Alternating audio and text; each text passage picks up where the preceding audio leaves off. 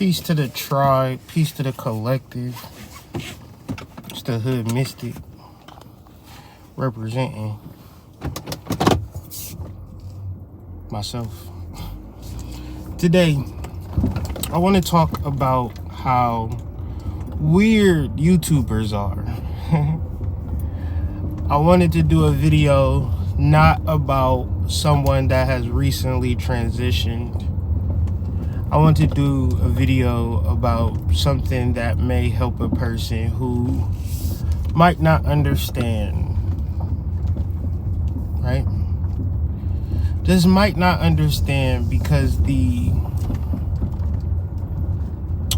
polarities of life says you'll have good days and you'll have bad days. You'll have sickness, you'll have health. You'll be rich, you'll be poor. And if you get fixated on one polarity over another polarity, you might miss the point of inner vision. Not external vision. Inner vision. For the sake of inner vision.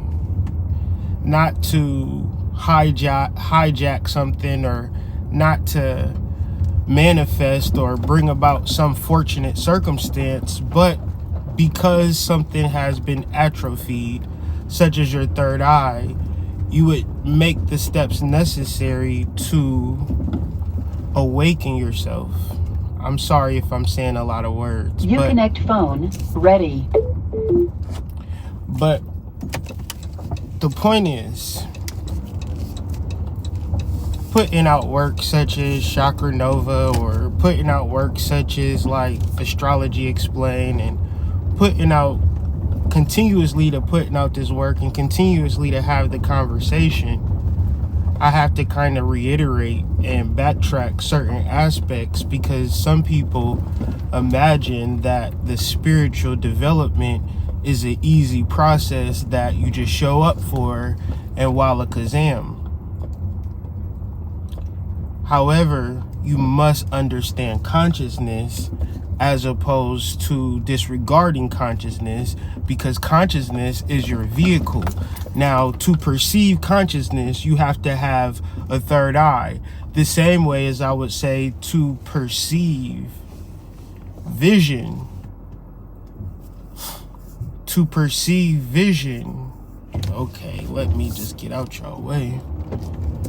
To perceive vision, you would have to have eyes. To perceive consciousness, you would have to have an activated third eye. However, to activate a third eye requires you to sequentially understand the chakras, root chakra. These are all modalities of consciousness that you awaken yourself up to. Now, if you do not awaken yourself up to the modalities of consciousness, then you won't be able to see. The same way as if you don't practice shooting jump shots, you won't make it to the NBA. You never met a person that just walked into the NBA because they were born. The same, and now the NBA is child's play when it comes to developing consciousness or opening your third eye. And these sciences are they're very serious rather. Because consciousness is all that you are. When you position consciousness in the space of a human being, you are limiting consciousness. When you position consciousness in the realm of the everlasting soul, the perfected being that exists, then you are unlimited in the ways for which you could express yourself, in the ways for which you live, in the ways that you make love to your wife, or financial opportunities, you name it. Perfection exists within you, but consciously we could identify with the human. And so the consciousness, it rides or dies with the human. So If the human is a do dirty crit that's out here gangbanging and things of that nature, and then he comes into consciousness, then he might feel like, well, damn, I'm fucked up because I was hooraying and gangbanging. But in reference to consciousness and the soul, since the soul is perfect, it cannot differentiate on whether or not it's going to limit itself and how it views itself. So even if you are the worst person ever to exist, if once you identify consciousness, because we are all one, and we get that somewhat confused, but it's a very clear explanation. We all share one mind. We all share one mind, because if we didn't share one mind, we would be all colliding into each other and bumping into each other, running into each other in red lights and things of that nature. So when you are a person that lives and transgresses naturally and just lives a life of very little cause, very little effect, and mind your damn business, what you notice is that everything becomes one system, one semblance, one existence, one here and now. But when you are fragmented, segmented, thinking about the I am, the me, who I am personally, what I do with my life, my relationships, any ego kind of concepts that you're going to really hold in consciously is going to impede your development. The catch is, no matter how far you go up the ladder of consciousness, you'll never relinquish the I am. That goes without saying. The same way as if you're lifting weights and you're like, well, if I'm lifting weights, then I hope that this makes me a better football player. Well, maybe not. But it's inconsequential to doing one curl. You're not actually, you can correlate the two, but people that work out, they're not playing football. All other people that work out don't play football. So what am I trying to say? When you are serious about your spiritual development, you do it for the sake of doing it. Because if you do it for a particular result, then you would never actually find it. The same way as a person who walks into the gym and I tell you, like, I've been at the gym, I've been doing curls, and you walk into the gym, you do one curl and be like, well, I got muscles now. Nobody would do that. I've been shooting jump shots to make it to the NBA. You go to the gym, you shoot one jump shot. Okay, I'm in the NBA now. It doesn't work like that. So the reason why I have over 1,000 videos on YouTube about spirituality, the simple reason is because in my mind, this is what it takes. The repetition, the constantly getting up shots, constantly understanding the perfection that exists within me and living it out sometimes, or just expressing it a lot of times. Because in reference to the consciousness point of these conversations, it's like these things really help me, right? I really have, like, on a personal level, what I can say is I've improved myself without really nothing financial or no skims or no scams. I've improved myself by showing up every day and doing the very minute and little things. And that's my ministry today. So I say all of this to say, you might be in a position where you don't understand spirituality, but if you seek to understand spirituality, and if you put it across any study in the world where everything is 10,000 hours, right? 10,000 hours. So in the course of your whole life, if you don't dedicate the time and energy to what it actually means to have an activated third eye, then you might be waiting for like a spiritual combustion or a near-death experience or some existential to trigger something that could be worked on consistently daily. And it's such an exciting thing. It's such a beautiful thing. But sometimes I had these conversations and I feel kind of stupid, because it's like, yeah, who gives a fuck, right? Everybody is caring about the external world. Everybody is separated. Everybody is thinking about me. Everybody is thinking about I. But listen, that is, I don't give a fuck. That is complete and total bullshit. That's the worst shit in the world. I, me, and even I'm talking about consciously, because when you awaken into a vessel, what am I talking about? All right, I'm driving right now, and so my vessel, my ego, is a consciousness that's going to look out for itself. So I can be pondering a whole smorgasbord of things within my mind, right? I'm thinking about a whole different thing. I got a whole PowerPoint slideshow in my mind right now, right? But my eyes are on the road. The eyes are on the road. That's my ego. Regardless of what I'm thinking about, I feel like I've driven 100,000 miles in my lifetime. I've driven professionally. I've driven personally all over. I love to drive. Like ever since I got my license, me and my, this is $10 and fill up your tank, believe it or not. Throw 10 in the tank. We all throw like 250, whatever, and we would just drive all over the city, listen to music. And I've never really changed. So, but beyond that, um, I know that you can daydream while you drive, yet and still you will still continue. So, in the midst of daydreaming, how do you daydream? In the midst of thinking, how do you think? In the midst of emoting, how do you emote? Because if you are like poor me, sorry me, it's fucked up for them, it's fucked up for me, I'm better than them, they're better than me, you are separated from God within yourself. And the God within yourself is connected to everybody, has the capability to tap into this truth. The plants do it naturally. The grass does it naturally. The trees do it naturally. What is it now? We're into chakras. Root chakra, root chakra activation is also synonymous with grounding. What does grounding do? It gives you consciousness or the connection to consciousness. No matter what you go through, no matter what relationship you're in, you will struggle even if things work out for you. When things work out for you, you're still going to struggle because you're saying things are working out for me, right? Things are working out for me. Delusions of grandeur, delusions of self pity, separated thought, ego thought,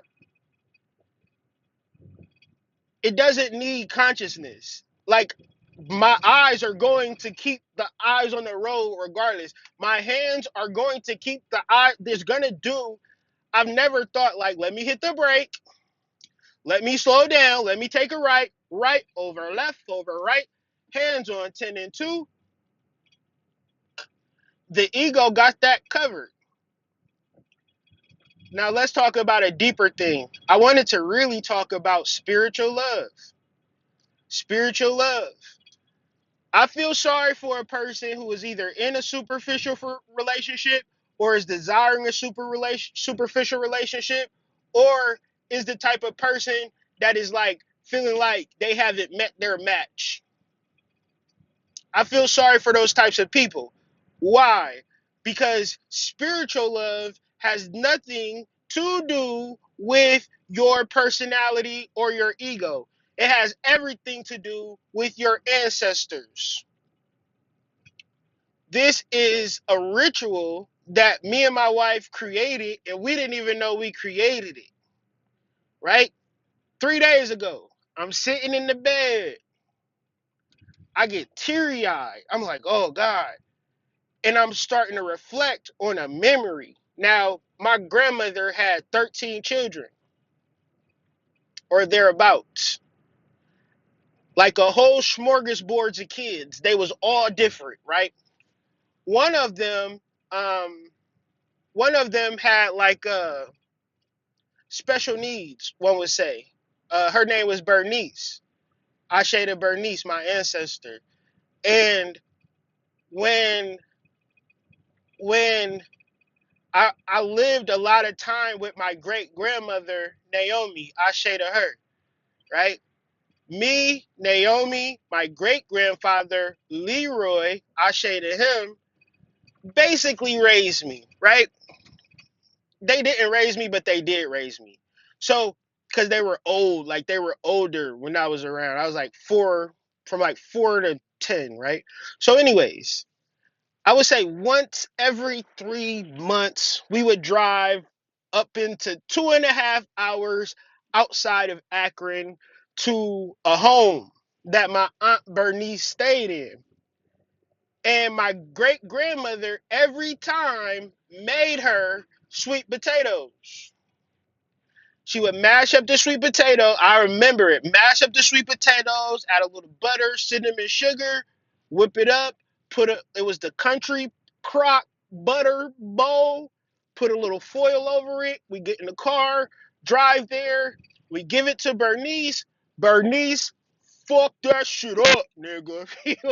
She fucked that shit up. And when I say I hadn't thought about this until 3 days ago, so I shared it with my wife. And so, long story short, my wife ended up making the sweet potatoes, and we offered it for, this time, right? Because she showed up. Now, my wife showed up for my ancestor. Think about how powerful that is. Now, today, I just wake up, go to the gym, leave the gym, clean out the car, vacuum out the car, and I'm just like, all right, go to the cemetery. It don't dawn on me that today is the Day of the Dead. So I go to the cemetery. First, I go see my man John Dodge. You know what I'm saying? That's my Negro. Horace and Dodge, my fucking Negroes, right? My valet, my Michigan valets, I like to call them. You know, John Dodge or Horace Dodge, them is my spiritual guides. A spiritual guide is a spiritual guide where you like, why the fuck is that your spiritual guide? Nigga, I don't know. When the motherfucker show up, a motherfucker show up. I could get into that story. But anyways, go give him some offering, smoke a blunt with him. I mean, smoke some mugwort with him.